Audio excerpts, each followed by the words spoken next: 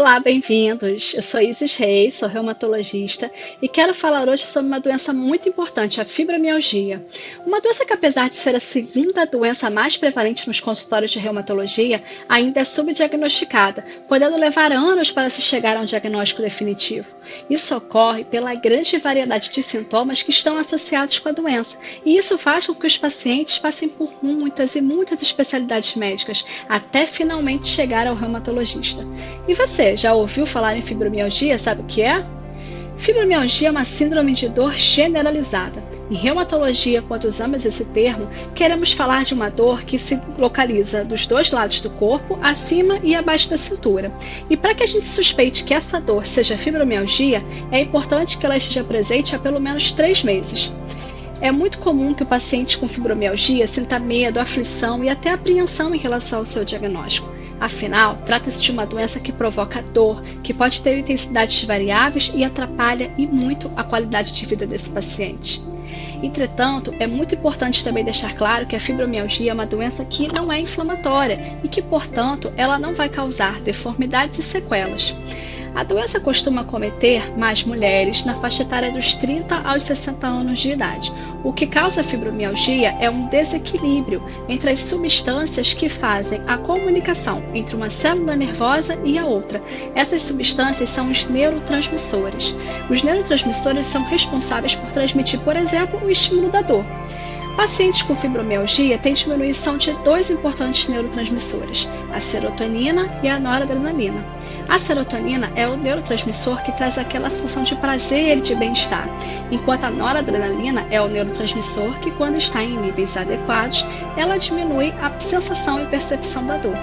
Os sintomas de fibromialgia podem ser diversos e até inespecíficos, e os pacientes, além da dor generalizada, podem experimentar e queixar-se de outros sintomas como fadiga, cansaço, dor de cabeça ou enxaqueca, intestino irritável, insônia, sono não reparador, problemas de memória e concentração, dor abdominal e humor deprimido ou ansioso, pois a serotonina, que também é chamada de hormônio da felicidade, ela também está reduzida nos pacientes que estão com humor deprimido.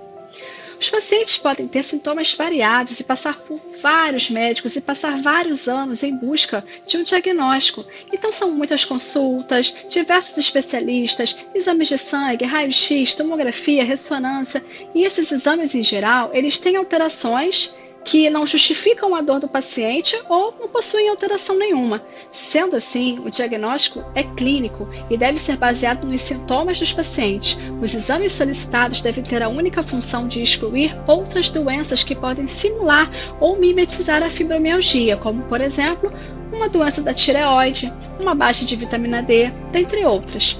Os pontos dolorosos tão famosos podem ser pesquisados, porém hoje em dia eles não são mais essenciais ao diagnóstico. Atualmente utilizamos questionários para definir a intensidade da dor e a severidade dos outros sintomas que o paciente possua. O tratamento é individualizado e multidisciplinar. É necessário que o paciente esteja bem com a sua mente e com o seu corpo. Não tem fórmula ou receita de bolo, sendo muito importante a participação não só do reumatologista, como de outros profissionais, como psicólogos, fisioterapeutas, educador físico e, em alguns casos, até o psiquiatra. O tratamento é dividido em medicamentoso e não medicamentoso. Quando falamos em não medicamentoso, a atividade física ela tem um papel muito importante, pois através dela nós conseguimos liberar a serotonina e a noradrenalina, aqueles 2 neurotransmissores que estavam diminuídos na doença, e isso vai causar aquela sensação de prazer e bem-estar e diminuir a sensibilidade à dor.